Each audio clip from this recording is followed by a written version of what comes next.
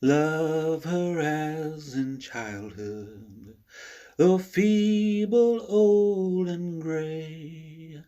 For you'll never miss a mother's love till she's buried beneath the clay.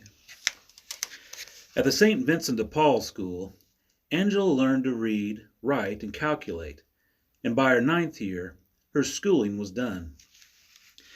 She tried her hand at being a charwoman, a skivvy, a maid with a little white hat opening doors, but she could not manage the little curtsy that is required, and her mother said, "You don't have the knack of it. You're pure useless. Why don't you go to America, where there's room for all sorts of uselessness? I'll give you the fare." She arrived in New York just in time for the first Thanksgiving Day of the Great Depression. She met Malachi at a party given by Dan McMacadory and his wife Minnie on Classen Avenue in Brooklyn. Malachi liked Angela, and she liked him. He had a hangdog look, which came from the 3 months he had just spent in jail for hijacking a truck. He and his friend John Mackerlane believed what they were told in the speakeasy, that the truck was packed to the roof with cases of canned pork and beans. Neither knew how to drive, and when the police saw the truck lurch and jerk along Myrtle Avenue, they pulled it over. The police searched the truck and wondered why anyone would hijack a truck containing not pork and beans, but cases of buttons. With Angela drawn to the hangdog look, and Malachi lonely after 3 months in jail, there was bound to be a knee trembler. A knee trembler is the act itself done up against a wall, man and woman on their toes, straining so hard their knees tremble with the excitement that's in it. That knee trembler put Angela in an interesting condition, and of course, there was talk. Angela had cousins, the McNamara sisters, Delia and Philomena, married respectively to Jimmy Fortune of County Mayo and Tommy Flynn of Brooklyn itself. Delia and Philomena were large women, great-breasted and fierce. When they sailed along the sidewalks of Brooklyn, lesser creatures stepped aside. Respect was shown. The sisters knew what was right, and they knew what was wrong, and any doubts could be resolved by the one holy Roman Catholic and Apostolic Church. They knew that Angela, unmarried, had no right to be in an interesting condition, and they would take steps. Steps they took. With Jimmy and Tommy in tow, they marched to the speakeasy on Atlantic Avenue, where Malachi could be found on Friday, payday, when he had a job. The man in the speak, Joey Cacciamani, did not want to admit the sisters, but Philomena told him that if he wanted to keep the nose on his face and that door on its hinges, he'd better open up, for they were there on God's business.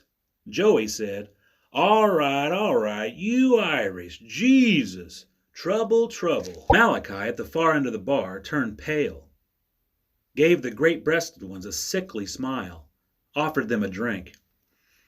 They resisted the smile and spurned the offer. Delia said, "We don't know what class of tribe you come from in the north of Ireland." Philomena said, "There is a suspicion you might have Presbyterians in your family, which would explain what you did to our cousin."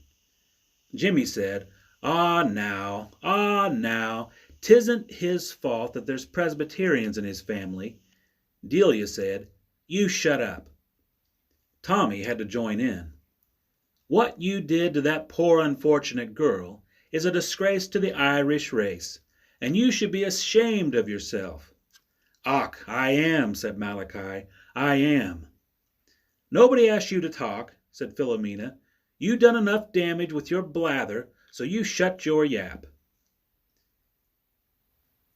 "And while your yap is shut," said Delia, "we're here to see you do the right thing by our poor cousin, Angela Sheehan." Malachi said, "Och, indeed. The right thing is the right thing, and I'd be glad to buy you all a drink while we have this little talk." "Take the drink," said Tommy, "and shove it up your ass." Philomena said, "Our little cousin no sooner gets off the boat than you are at her. We have morals in Limerick. You know, morals. We're not like jackrabbits from Antrim, a place crawling with Presbyterians." Jimmy said, "He don't look like a Presbyterian." "You shut up," said Delia. "Another thing we noticed," said Philomena. "You have a very odd manner."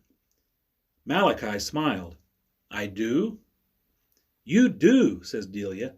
"I think 'tis one of the first things we noticed about you, that odd manner, and it gives us a very uneasy feeling." "'Tis that sneaky little Presbyterian smile," said Philomena.